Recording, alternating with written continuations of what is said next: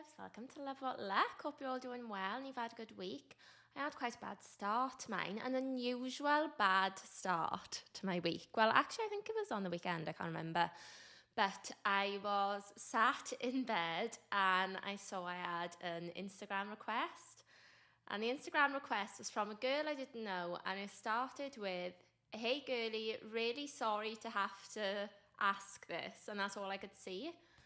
And I just feel like no message that starts with that is going to be good. Like, it's not going to be good for her. It might not be good for me.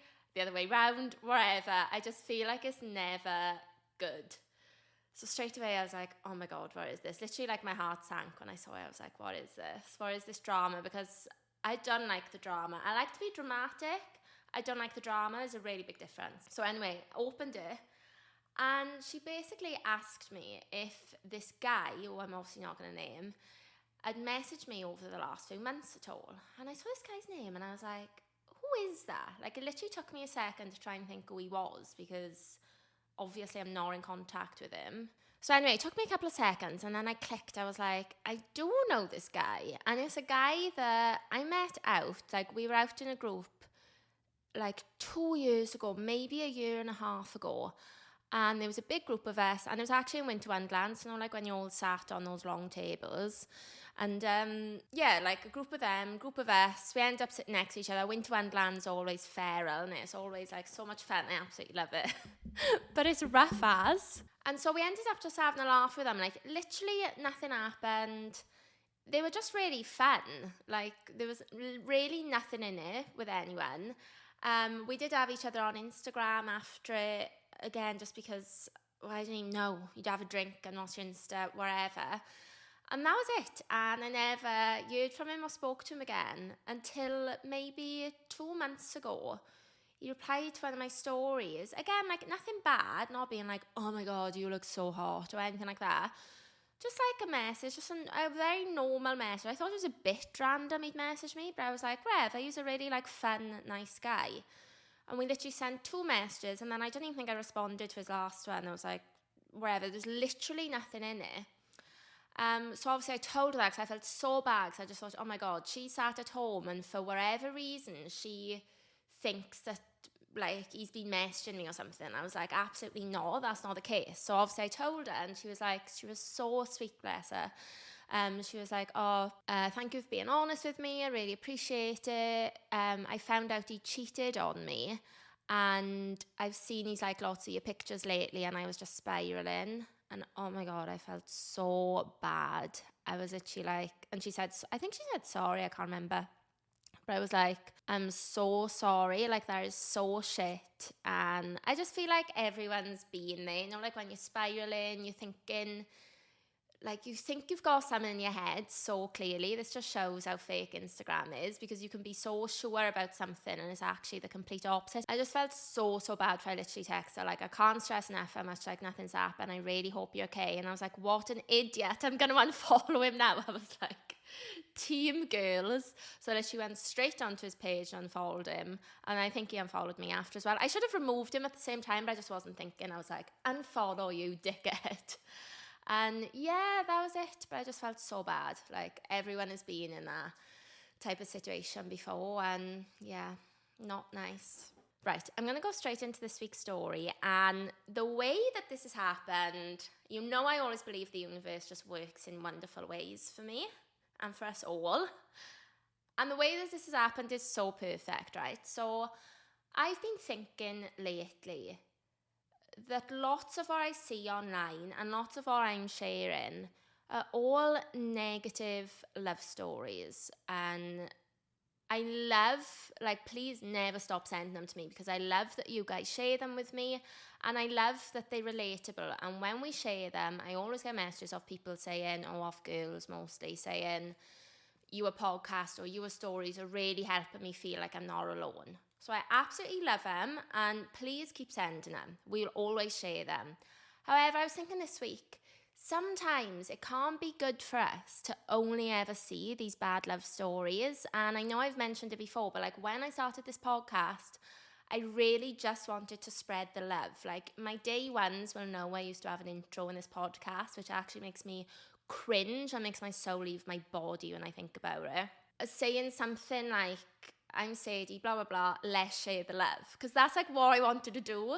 And then it didn't work out that way, which is fine. But I was thinking this week, we have got to bring the love stories back because we've got to get some happiness out there and we've got to restore people's faith in love. Like, I cannot be the one responsible for spreading bad stories and making people think everyone's bad, because I'm the biggest romantic and I will always love love and always believe in love. So long story short, I've wanted nice love stories, and this week's story is a love one. So I just thought it was the most perfect timing, and it just solidified that this is what we need to do. Okay, let's go. Hi Sadie, I've been meaning to get in touch with my little love story, so here it is. So I was 35 when I met Duncan. Prior to this, I hadn't found love, but I had been blessed to become a mum to my lovely son, who was 12 years old at the time. I didn't have many opportunities to try and meet someone, so I decided to give the online route a try. It felt quite freeing to be able to say what I did and didn't want in a partner. However, after a couple of bad matches, I started to feel a bit let down by the whole thing. Then lo and behold, I found who turned out to be my Mr. Right. Within the week, we had met for drinks. 3 weeks after that, our children met. Oh my God, that's so quick. And shortly after that, unknown to us both, we became pregnant. Wow. I have been asked often whether we are getting married, and we aren't. We are just happy as we are. We didn't even move in together as our houses were too small for us all to fit in, and getting somewhere new wasn't an option. So we found our own path and just made it work. We are perfect for each other. We love each other completely. He has been amazing during this time of opening my own business. I was really poorly last year too, and he was a rock. I would do anything for him and feel so blessed to be his. I wanted to put it out there that although we may have expectations for our way in love, like mortgage, marriage and children, it's okay to just let things happen sometimes and see what works for you. 12 years down the line and I'm happier than ever. Oh my God. Won't be offended if this doesn't feature, it's a bit boring. I'm sorry that's anything but boring. But this is what I was going to say. Any love story I get sent, like a nice love story, everyone says to me, literally everyone says, I know this might be a bit boring. And I'm like, how can you think that's boring when literally all of us in life, I would say like 99% of us in the world are looking for love. And I don't even just mean with a partner, I mean like in friends, family, like our relationships. Like I would say everything kind of revolves around love. We're all looking for a relationship. It's one of the biggest things like for survival is that we connect with people. So to think that your story is boring after you've actually found someone when it's really rare couldn't be more wrong. So please don't let that put you off, and please send your stories into sadie@loveoutluck.com or DM me. But this is amazing because there's so many stereotypes here that she's breaking. The first one, she was 35 when she met him and she hadn't found love before. For some reason, as a woman, if you're 35 and single, it's almost like a tragedy. I mean, it's not as bad now, but pretty much is. It's pretty much like a bad thing if you're 35 and still single. She had a son already and she wasn't with the father. That's like another, thing that's meant to be bad. They got pregnant really quickly. They didn't move in together. And it's like all these things that I bet people are like very judgmental. But they've been together for 12 years. And let me tell you, that's a lot longer than lots of people that get together, get married and divorce. Not there's anything wrong with that. But it just goes to show that just because you don't follow a path of a perfect love doesn't mean it's a failure. I think this is really good for me as a reminder, because sometimes I love this idea of perfect love. Like I always have been really naive with it. And I've said before, like this podcast has opened my eyes to different things. And this is like another one of those. Like this is amazing. So she found him online. So I love that. Oh, she also said, I've been listening to your podcast since the beginning. Love it when anyone pops up. Oh, thank you. Love that. So yeah, guys, if you've got any nice love stories, then send them my way. But obviously we still want the bad ones. We still love the disasters. But I would just love it if we could give one nice love story every episode. I just think it would make us all feel a little bit better. I mean, let me know your thoughts, but who doesn't love a love story? I went to bottomless brunch on the weekend to Aqua, and It was really good. Like, it was such good value for money. It was £85, I think. But you had so much food and drinks. It was definitely like the best food option. I wouldn't say it was very like party vibes at all. That was the only thing. It was a bit quiet.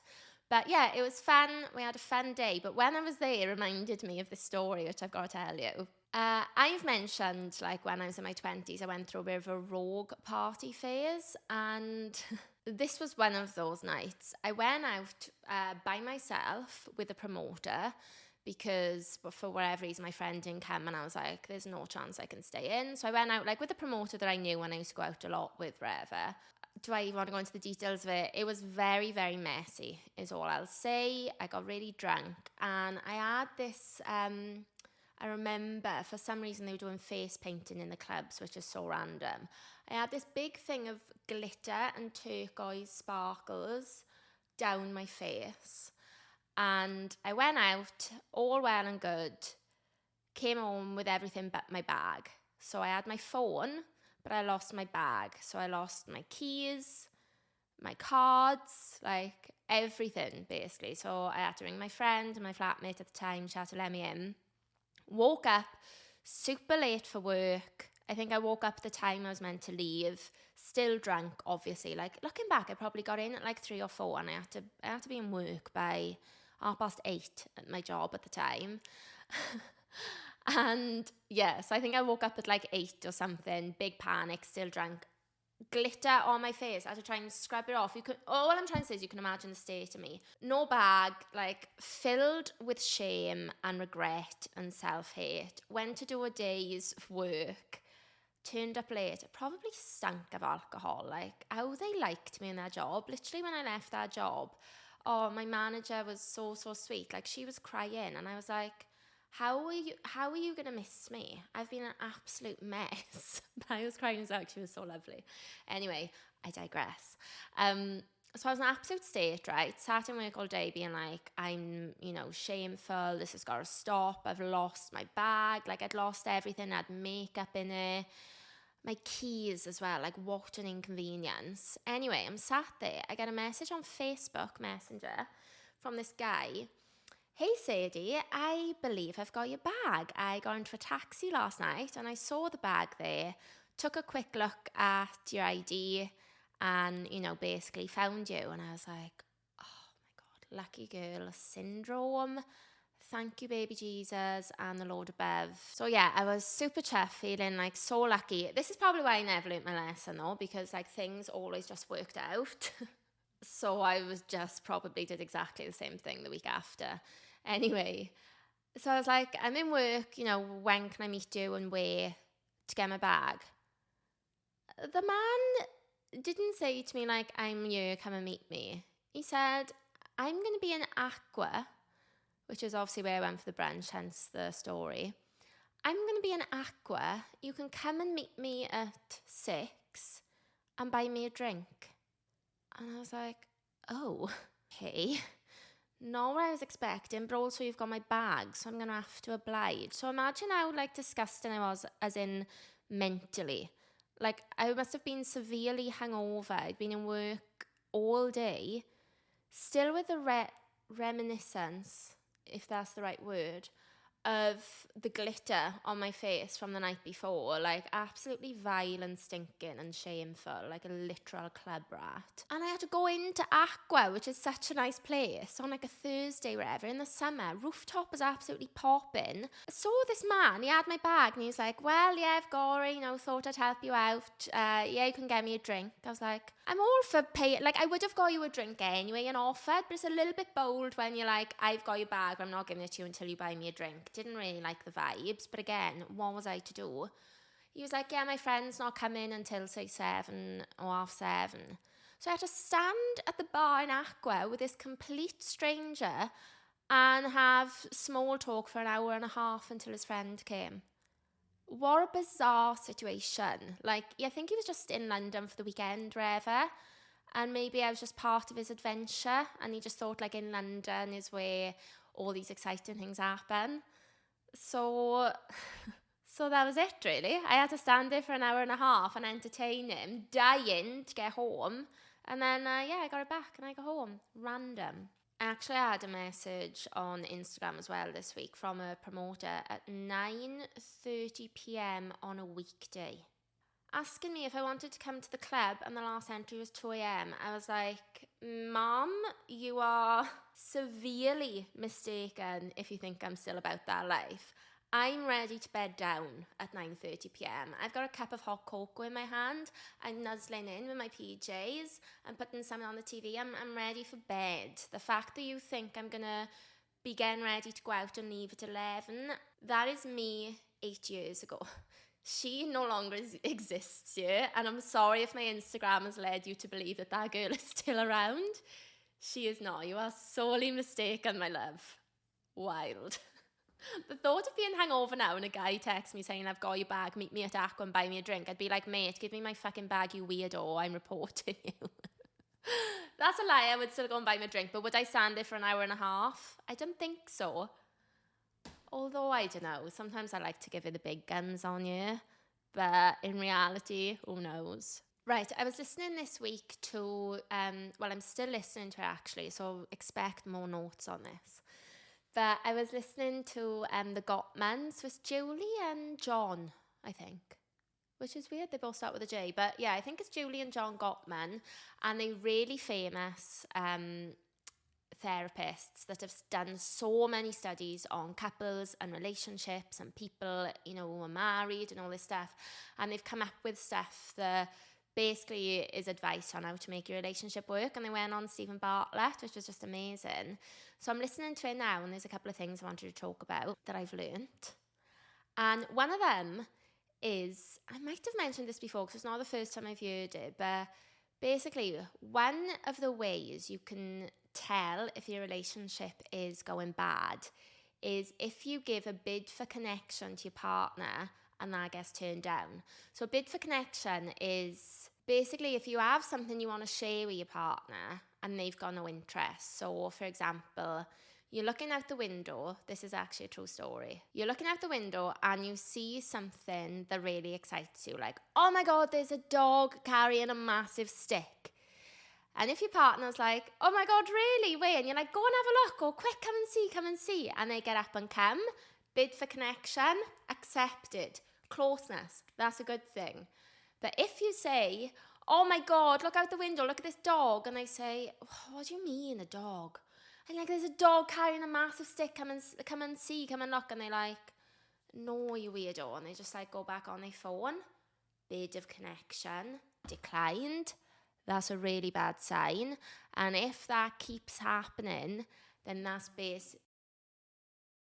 I've set off my Alexa. Weird. Basically, this is the problem when you've got a Welsh accent. Like, everyone misunderstands it. I thought Alexa had my back and she knew my accent, but evidently no. You're just like the rest of them. Anyway, that's like kind of the starting slope of your relationship going downhill. And then that's when contentment starts coming in, maybe from either of you, either like my partner, like you keep nagging me and then you resent the other person, or the other person turns you down, and then eventually you stop calling them to see the fluffy dog in the window and all this stuff, and then that's when it starts to go downhill. So if you've got a partner or you're dating somebody, please go and do that test. Please do that test and report back to us. Please come and let us know, because that is very interesting. I'm definitely going to keep doing those tests because I think it's true. And it's also the other way around. Like, if somebody said to me that I was seeing oh, come and look at this, and I couldn't be asked to get up, it's probably a sign that I can't be asked for you.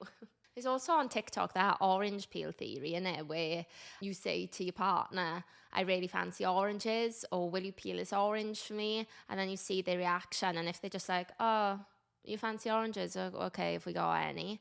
Or if they're like, oh, we haven't got any, do you want me to go and get you one? Do you want me to order you some? Or they're like, I don't think we've got any, let me check. And if they actively do it and peel it for you, or if you say, will you peel my orange, and they just do it, and they don't say, no, you do it, or why are you asking me to do it? Then that's apparently a thing. But that is on TikTok. That hasn't come from the Gottman, so we wouldn't believe that as much, because I'm not sure how I feel about peeling somebody else's orange for them. I would do it, but I would also be a bit like, I would joke and be like, what's wrong with your fingers then? Why can't you do it? I would do it, but I would definitely say something. Because, bitch, why am I peeling your orange juice for you? Or your orange for you? So, you know, I'm on this laser hair removal journey. I've mentioned it a couple of times, and it's just honestly one of the most unpleasant things I've experienced. It's up there with a smear, I'm not gonna lie. Like, nothing is more humbling. It's uncomfortable. Everyone I've had, I just don't enjoy it. It's just not nice. I love the outcome of it and whatever, but every time I'm like, oh my God, I've got to go again. So imagine me on Sunday, I think I went. I wasn't hungover, which was a big blessing, but not what I wanted to be doing with my day. So I gear myself up to go, right? I get there, all fine. I'm not going to lie, and I'm not going to badmouth the woman. I think she was good, but I had like a bad vibe straight away. As in, I didn't get any warmth from her. And I'm like, you're about to see me naked. I would like to feel like there's some sort of rapport there, and I didn't get that. So that was missing for me immediately, and my guard was up a little bit. Anyway, I get in, I'm quick, I get down, I lie there, just in my bra, naked, obviously from the waist down, and then they give you that paper towel to put over you, which is so stupid, because in a matter of 5 seconds, it's going to come off, but still I will keep it on there. It's just purely for dignity reasons. Like, it's just to make me feel better. And it does work. So I'm lying there, and as soon as she comes in, she literally goes like this. Oh, you're tanned. I didn't expect you to be that tanned. Is this real tan? Is this fake tan? And I was like, oh no. I know this is my 5th session. It's not my first rodeo. I know full well that you can't be tanned when you're there. If it's a real tan, you've got to leave it 6 weeks. If it's fake tan, you can't do it at all. And I knew I had both. I was a double offender, and I was like, oh. So I thought, I'm not even going to tell her about the fake tan. If I can get away without that, then just laser me up. So I told her, obviously I've been on holidays, natural tan. She's like, how long ago was it? The deadline was 6 weeks, and I think I was at like 5.5 or something. I was like, oh God. And she was like, right, let me go and get my manager. So I was thinking, oh, I've come here, I've stripped. It's the last thing I want to be doing anyway, and now you're telling me that you can't even do it, and it's my own fault as well. Like, it was just so bad. So anyway, I'm standing there, still naked. The manager comes in. Well, I'm sat, sorry.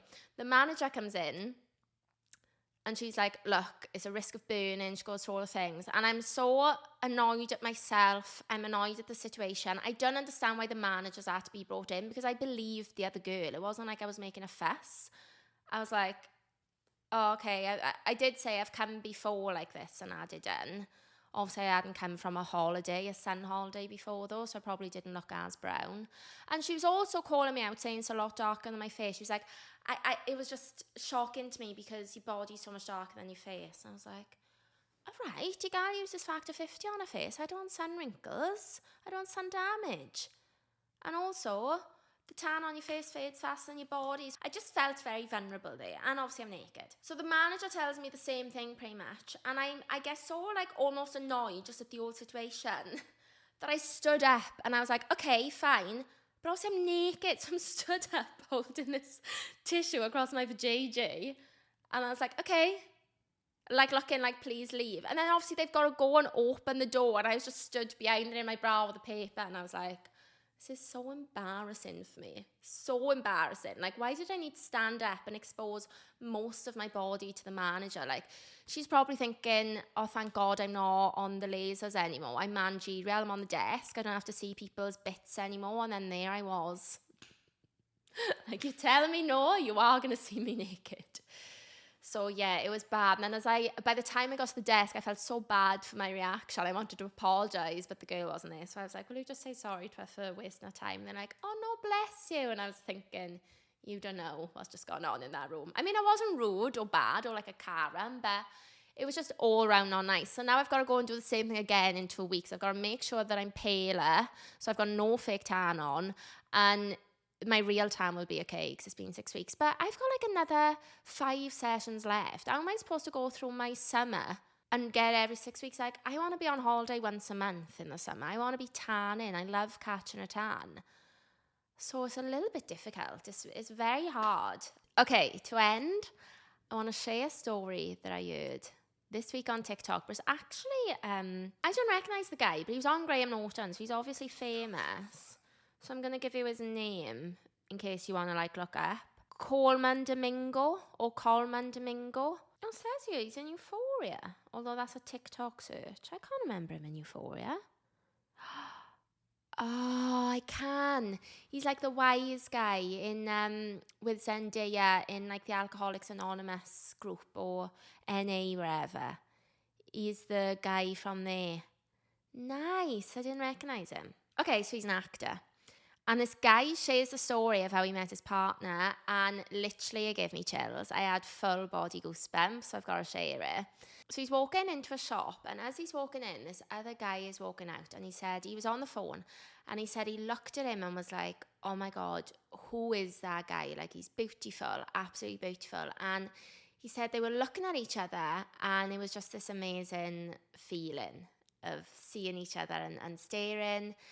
And he's on the phone and he keeps walking, and they're looking back, like they've passed, but they're looking back to each other, and they keep staring, and they keep staring. So he says, hang on, I'm going to have to call you back. He's like, I don't know what's happening. I get off the phone, and this guy is still walked, and he's now left the shop, and he's walking down the street, and this guy is still looking at him. So he waves, and the other guy waves back, but he keeps walking, and that's it.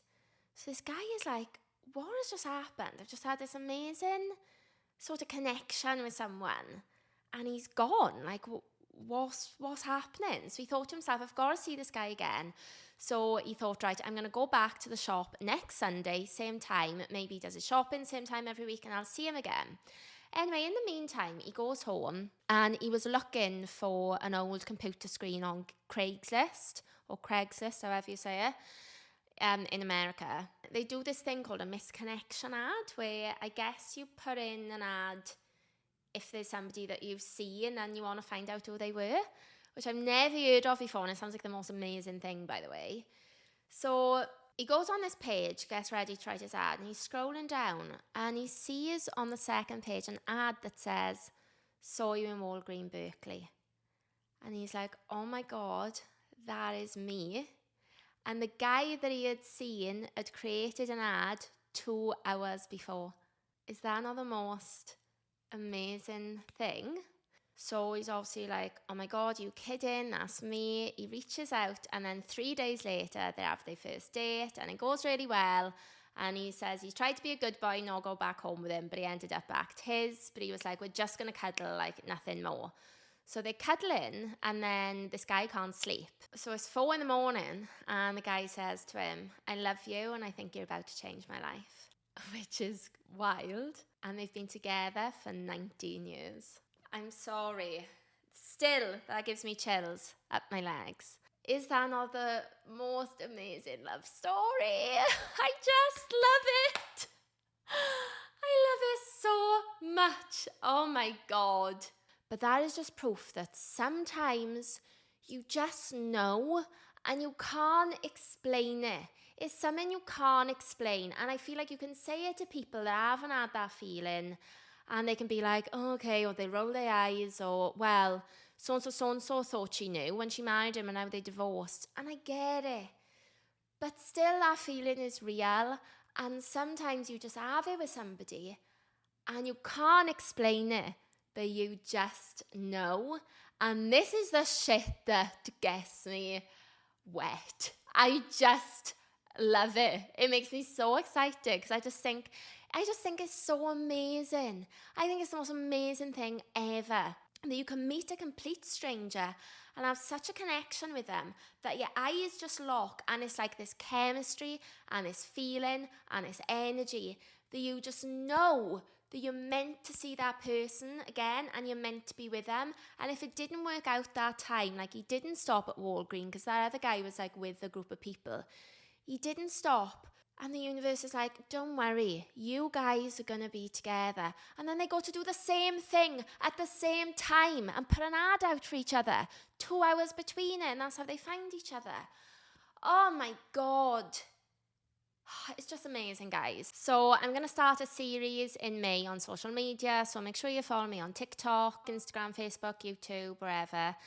Yeah, I'm going to start a series where hopefully we can share a love story a day. Hopefully the stories roll in. I don't know, might be one a week, depending how fast or slow they come in. So yeah, we'll need your help in getting that out to the masses so we can have more nice love stories. Love it. So really funny, it was called a niche proposal ick this week, and I was like, okay, what's that? I didn't even ever think of icks with proposals, because to me a proposal is just perfect. I think when you get proposed to, I think it must just feel so special and perfect that it doesn't matter where or when it was. Like, my sister's husband proposed to her so randomly. They went to see Michael Bublé in concert, and then he proposed to her in the bus stop in London at the end of the night, which is so random. And lots of people can be like, oh my God, like, I don't know, would they be annoyed or whatever? But I just think it's so sweet. My sister absolutely loved it. It was perfect for them. It was quiet. It was a complete surprise. Like, they'd been to the concert. They had such a nice night. And then he just like did it randomly on the way home. And obviously people love big shows and stuff now. But I do just think that your proposal, when it happens to you, will just feel perfect. And I low-key think if it doesn't feel perfect, then maybe you shouldn't be saying yes. That might be a big, bold assumption to say. But I think that your partner proposing to you, they should know what you want. So hopefully it ties in with that, and then it's cute. Like, I've got a friend who got proposed to at home, and that was really cute, and that worked for them. Mine would be big just for me. But I also think, like, surely when you get engaged, you're just so excited that it's fun. So anyway, I'm going off track. I never thought there could be an ick with a proposal, but I saw this and I was like, oh my God, that is an ick.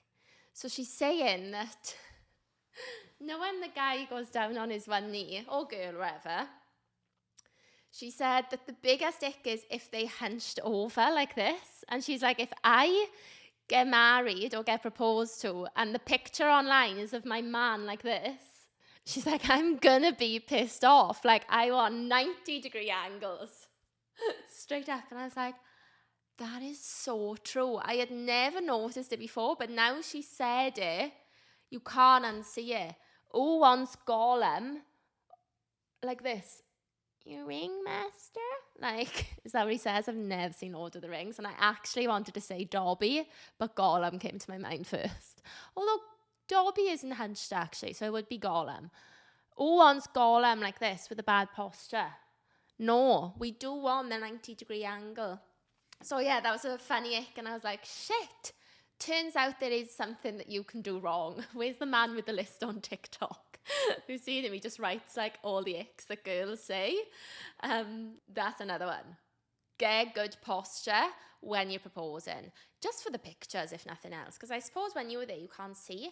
Although if somebody's crouched over and they're looking up at you, it probably gives like desperate vibes, doesn't it? You want somebody to be strong when they're opening that ring box, to be like, will you marry me? I know you're going to. Not, oh my God, will you marry me? I'm embarrassed. Will you? Or if you say no? Because that's what a hunched back does, doesn't it? It's not a confidence pose. So yeah, how funny. If you've got any other proposal icks that you can think of or that you've seen, then yeah, send them my way. And any other thoughts, guys, all my social media links are down below. Please send me a DM. You can send me an email to sadie@lovewhatluck.com.